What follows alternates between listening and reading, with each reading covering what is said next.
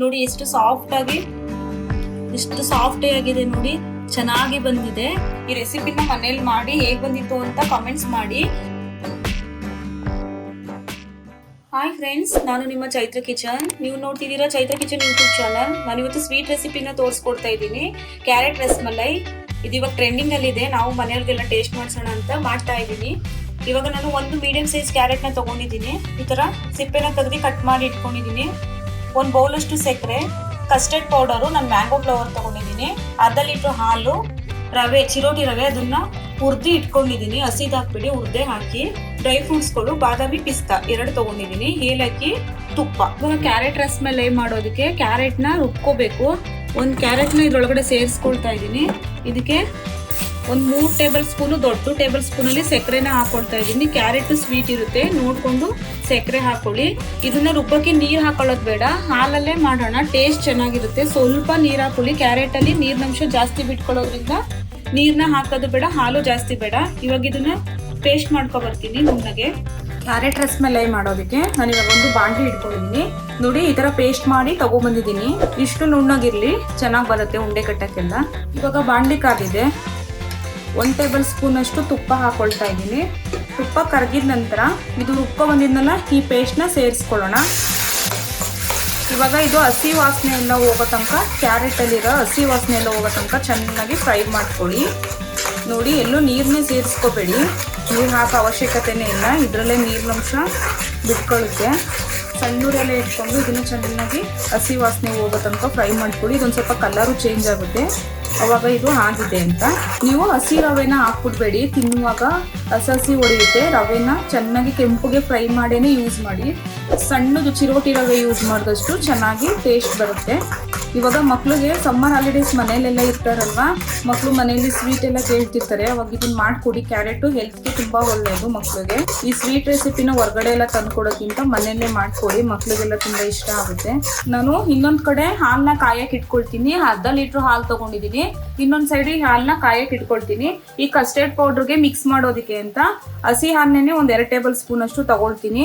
ನಾನು ಈ ಕಸ್ಟರ್ಡ್ ಪೌಡರ್ನ ಲಿಂಕ್ನ ಟ್ಯಾಗ್ ಮಾಡಿರ್ತೀನಿ ನನ್ನ ಚಾನಲ್ನಲ್ಲಿ, ನೋಡಿ ಯಾವ ಬ್ರ್ಯಾಂಡ್ದು ಚೆನ್ನಾಗಿದೆ. ಇದು ಮ್ಯಾಂಗೋ ಫ್ಲೇವರ್ದು. ಈ ಕಡೆ ಹಾಲನ್ನ ಕಾಯಕ್ಕೆ ಇಟ್ಕೊಳ್ತೀನಿ. ಈ ಕಸ್ಟರ್ಡ್ ಪೌಡರ್ನ ಸ್ವಲ್ಪನೂ ಗಂಟೆ ಇಲ್ದಿರೋ ರೀತಿ ಈ ತರ ಕಲಿಸ್ಕೊಳ್ಳೋಣ. ಇದು ಇವಾಗ ಕಲಿಸ್ಕೊಂಡಿದ್ದಾಗಿದೆ. ಇದನ್ನ ಸೈಡ್ಗೆ ಎತ್ತಿಟ್ಕೊಳ್ತೀನಿ. ಈ ಕಡೆ ಹಾಲು ಕಾಯ್ತಾ ಇರುತ್ತೆ. ಇದು ಒಂದು 10 ನಿಮಿಷದಲ್ಲೇ ಬೇಗ ಆಗ್ಬಿಡುತ್ತೆ. ಯಾರಾದ್ರು ಗೆಸ್ಟ್ ಬಂದ್ರೆ ಡಿಫ್ರೆಂಟ್ ಆಗಿ ಏನಾದ್ರು ಸ್ವೀಟ್ ಟೇಸ್ಟ್ ಮಾಡಿಸ್ಬೇಕು ಅಂದ್ರೆ ಈ ಸ್ವೀಟ್ನ ಮಾಡಿ ಗೆಸ್ಟ್ಗಳೆಲ್ಲ ತುಂಬಾ ಖುಷಿ ಪಟ್ಟು ತಿಂತಾರೆ. ಇವಾಗ ಇದೆಲ್ಲ ಟ್ರೆಂಡಿಂಗ್ ಅಲ್ಲಿ ಇದೆ, ಎಲ್ಲರೂ ವಿಡಿಯೋದಲ್ಲಿ ಮಾಡ್ತಾ ಇದ್ದಾರೆ. ಅದರಿಂದ ನಾನು ಮನೆಯವ್ರಿಗೆ ಟೇಸ್ಟ್ ಮಾಡಿಸೋಣ ಅಂತ ಮಾಡಿದೆ. ಇವಾಗ ಇದಕ್ಕೆ ರವೆ ಎಷ್ಟು ಹಿಡಿಯುತ್ತೆ ನೋಡ್ಕೊಂಡು ರವೆನ ಸೇರಿಸ್ಕೊಳ್ತೀನಿ. ಉಂಡೆ ಕಟ್ಟಕ್ಕೆ ನಮಗೆ ಉಂಡೆಗೆ ಗಟ್ಟಿಯಾಗಿರ್ಬೇಕು. ಇವಾಗ ಸ್ವಲ್ಪ ಸಕ್ಕರೆನೂ ಸೇರಿಸ್ಕೊಳ್ತೀನಿ. ಕ್ಯಾರೆಟ್ ರುಬ್ಬೋದಕ್ಕೂ ಹಾಕೊಂಡಿರ್ತೀನಿ, ಇದಕ್ಕೂ ನೋಡ್ಕೊಂಡು ಸ್ವಲ್ಪ ಹಾಕೊಳ್ಳಿ. ಸಕ್ಕರೆ ಹಾಕಿದಂಗೆ ಇದು ಗಟ್ಟಿಗಿದೆ ಅಲ್ವಾ, ಸ್ವಲ್ಪ ತಳ್ಳಗಾಗುತ್ತೆ. ರವೆನೂ ಸಾಕು ಅನಿಸುತ್ತೆ, ರವೆನೂ ಸಾಕು. ಇದು ನಮಗೆ ಸಣ್ಣೂರಿಲೇ ತಯಾರಿಸ್ಕೊಳ್ತಾರೆ. ಎಲ್ಲ ಚೆನ್ನಾಗಿ ಮಿಕ್ಸ್ ಆಗ್ಬಿಟ್ಟು ಇವಾಗ ಇನ್ನು ಸ್ವಲ್ಪ ತುಪ್ಪ ಇದೆಯಲ್ಲ, ಅದನ್ನ ಇದಕ್ಕೆ ಸೇರಿಸ್ಕೊಳ್ತಾ ಇದ್ದೀನಿ. ಒಂದು ಅರ್ಧ ಟೇಬಲ್ ಸ್ಪೂನ್ ತುಪ್ಪನ. ಇದು ರವೆ ಜೊತೆ ಬೆಂದಿದೆಯಾ ಅಂತ ನಮ್ಗೆ ಹೇಗೆ ಗೊತ್ತಾಗುತ್ತೆ ಅಂದರೆ ಕೈಗೆ ಅಂಟುತ್ತಾ ಇಲ್ಲ. ನೋಡಿ, ಕೈಗೆ ಸ್ವಲ್ಪನೂ ಅಂಟುತ್ತಾ ಇಲ್ಲ. ಇದು ಚೆನ್ನಾಗಿ ಬೆಂದಿದೆ ಅಂತ ನೋಡಿ. ಇದು ರವೆ ಕ್ಯಾರೆಟ್ ಎಲ್ಲ ಚೆನ್ನಾಗಿ ಬೆಂದಿದೆ, ಕೈಗೆ ಅಂಟ್ಕೊಳ್ತಾ ಇಲ್ಲ. ಇದು ಚೆನ್ನಾಗಿ ಪರ್ಫೆಕ್ಟ್ ಆಗಿದೆ. ಇದನ್ನ ಇವಾಗ ಸೈಡಿಗೆ ಇಟ್ಕೊಳ್ತೀನಿ. ಇದು ಕಂಪ್ಲೀಟ್ ಆಗಿ ತಣ್ಣಗಾದ್ಮೇಲೆ ಚಿಕ್ಕದು ರವೆ ಉಂಡೆನ ಮಾಡ್ಕೊಳ್ಳೋವಾಗ ಸಿಗ್ತೀನಿ. ತಣ್ಣಗಾಗ್ಲಿ ಕಂಪ್ಲೀಟ್ ಆಗಿ. ನೋಡಿ, ಈ ಥರ ಚಿಕ್ಕಕ್ಕೆ ಉಂಡೆಗಳನ್ನ ಮಾಡಿ ಸೈಡಿಗೆ ಇಟ್ಕೊಂಡಿದ್ದೀನಿ.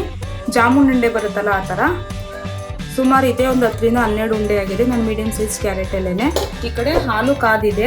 ಇವಾಗ ಇದಕ್ಕೆ ಕಸ್ಟರ್ಡ್ ಪೌಡರ್ನ ಸೇರಿಸ್ಕೊಳ್ಳೋಣ. ಕಸ್ಟರ್ಡ್ ಪೌಡರ್ ಹಾಕಿದಂಗೆ ಹಾಲು ಗಟ್ಟಿ ಆಗುತ್ತೆ. ಏಲಕ್ಕಿ ಸೇರಿಸ್ಕೊಳ್ತಾ ಇದ್ದೀನಿ, 3 ಏಲಕ್ಕಿ. ಇವಾಗ ಇದಕ್ಕೆ ಸಕ್ಕರೆ ಏನು ಹಾಕೋದು ಅವಶ್ಯಕತೆ ಇಲ್ಲ, ಸಕ್ಕರೆ ಏನು ಹಾಕೋಕೆ ಹೋಗ್ಬೇಡಿ.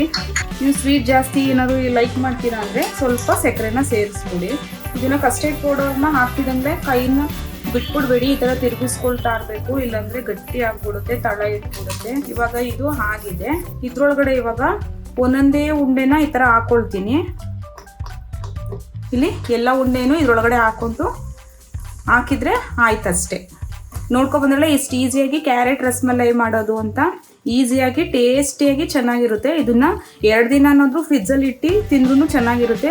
ಕೋಲ್ಡ್ ಆಗಿ ತಿಂದ್ರೂ ಚೆನ್ನಾಗಿರುತ್ತೆ. ಸ್ವಲ್ಪ ತಣ್ಣಗಾದ್ಮೇಲೆ ತಿಂದ್ರೂ ಚೆನ್ನಾಗಿರುತ್ತೆ ಟೇಸ್ಟು. ಇವಾಗ ಗ್ಯಾಸ್ ಸ್ಟವ್ನ ಆಫ್ ಮಾಡ್ಕೊಳ್ತಾ ಇದ್ದೀನಿ. ನೋಡಿದ್ರಲ್ಲ ಎಷ್ಟು ಈಸಿಯಾಗಿ ಕಡಿಮೆ ಇಂಗ್ರೀಡಿಯೆಂಟ್ಸ್ ಇಂದ ಒಂದು ಹೊಸ ಟೇಸ್ಟಿ ರೆಸಿಪಿ ನೋಡ್ಕೊ ಬಂದ್ರಲ್ಲ ಈಸಿಯಾಗಿ ಮಾಡೋದು ಹೇಗೆ ಅಂತ. ಈ ರೆಸಿಪಿನ ಮನೇಲಿ ಮಾಡಿ ಹೇಗೆ ಬಂದಿತ್ತು ಅಂತ ಕಮೆಂಟ್ಸ್ ಮಾಡಿ. ನೋಡಿ ಎಷ್ಟು ಸಾಫ್ಟ್ ಆಗಿದೆ ನೋಡಿ, ಚೆನ್ನಾಗಿ ಬಂದಿದೆ. ಇದ್ರ ಮೇಲೆ ಸ್ವಲ್ಪ ಡ್ರೈ ಫ್ರೂಟ್ಸ್ ಹಾಕೊಂಡು ತಿಂತಾ ಇದ್ರೆ ಇದು ಟೇಸ್ಟ್ ತುಂಬಾ ಚೆನ್ನಾಗಿರುತ್ತೆ.